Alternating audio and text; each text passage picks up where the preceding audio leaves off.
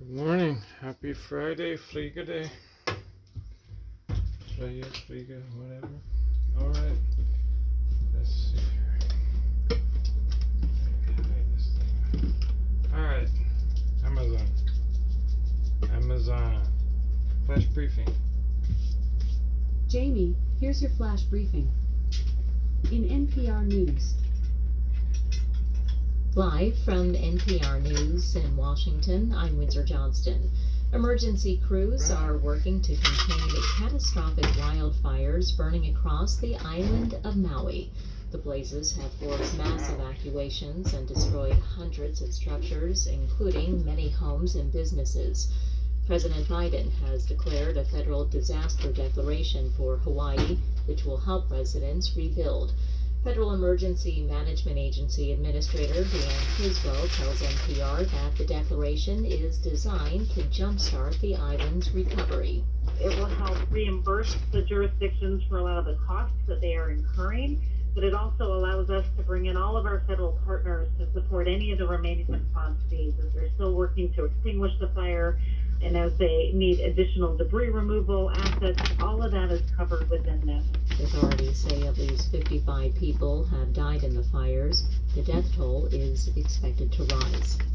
The U.S. Supreme Court has agreed to review a bankruptcy deal involving Purdue Pharma, the maker of OxyContin, and members of the Sackler family who started the company. NPR's Brian Mann reports legal experts say this case could set major precedents. In this controversial bankruptcy deal, which was appealed by the Justice Department, the Sacklers were given immunity from opioid lawsuits in exchange for a $6 billion payment, even though they're not bankrupt. More and more people and corporations who aren't bankrupt are seeking deals like this when accused of wrongdoing.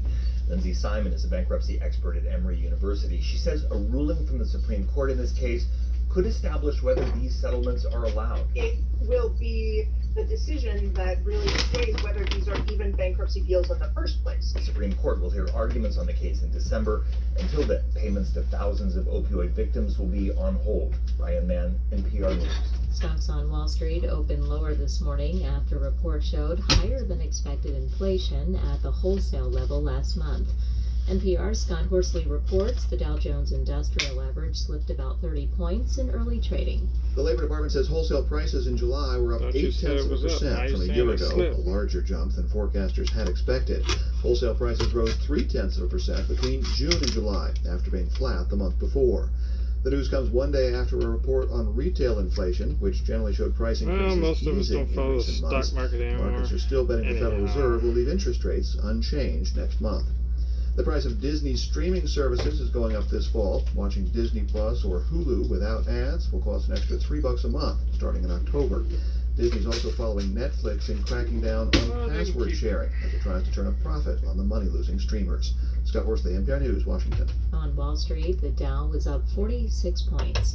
This is NPR News. I'll just stick with Netflix. The northern part of China is expecting its second major storm in 2 weeks. NPR's Owen Tao reports a powerful typhoon is forecast to make landfall on Saturday after leaving widespread destruction across parts of Japan and the Korean Peninsula. Northern Chinese cities are still grappling with swollen rivers and floodwaters caused by Typhoon Doksuri 2 weeks ago. Now they are preparing for more rains. The Beijing government has warned the risk of torrential floods in 5 of its suburban districts, and its neighboring Hebei province, one of the hardest hit areas during last week's record flooding, also upgraded its emergency response to the highest level to prepare for potentially damaging downpours from the newcomer. More heavy rain is expected to arrive in China's northeastern Jilin and Heilongjiang provinces, which will heighten flooding risk in the region. Owen Tao, NPR News, Beijing. Tensions are escalating between Niger's new military regime and leaders of the West African Regional Bloc. The leaders say they've deployed standby troops to reinstate the country's democratically elected president.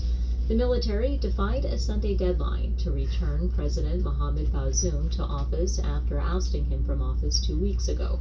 Bazoum has said that he's being held hostage in his own home and hasn't had access to supplies. West African Army chiefs say they're expecting to meet tomorrow in Ghana. I'm Windsor Johnston, NPR News in Washington. NPR Plus is a new way to support public Amazon. media and get Skip. In NASA news, students interested in designing, developing, building, and testing rovers for Moon and Mars exploration are invited to submit their proposals to NASA Student through Monday, designs. September 21st. Can we get one that looks like Mickey Mouse? Just Students kidding. from Just kidding. Oklahoma and Texas will have separate opportunities this week to hear from NASA astronauts aboard the International Space Station. Media are invited to Utah's Western Desert on Wednesday, August 30th, to learn about NASA preparations and readiness to receive America's We want first you all asteroid out sample here in collected the in desert. space. Burning up. Each year, NASA scientists, engineers, and developers create software packages to manage space missions, test spacecraft, and analyze the petabytes of data produced by agency research satellites. As the agency innovates for the benefit of humanity, many of these programs are now downloadable and free of charge through NASA's software catalog. NASA will provide live coverage beginning at 10:15 a.m. EDT Wednesday, August 9th, as two Roscosmos cosmonauts conduct a spacewalk to upgrade the International Space Station. The spacewalk is expected to begin about 10:45 a.m. and last up to 7 hours. In weather. In Seattle, it's 63 degrees Fahrenheit with cloudy skies. Today, you can look for partly sunny weather, with a high of 77 degrees and a low of It looks pretty 59 good, though. degrees. From White NASA, clouds. students interested in All right, designing, Amazon. developing, Off. Amazon. Tell us a joke. what kind of dog is best for business meetings? A conference collie. Alright, there you go. Have a great weekend, everyone. Happy Friday. Fleek a day. Peace out.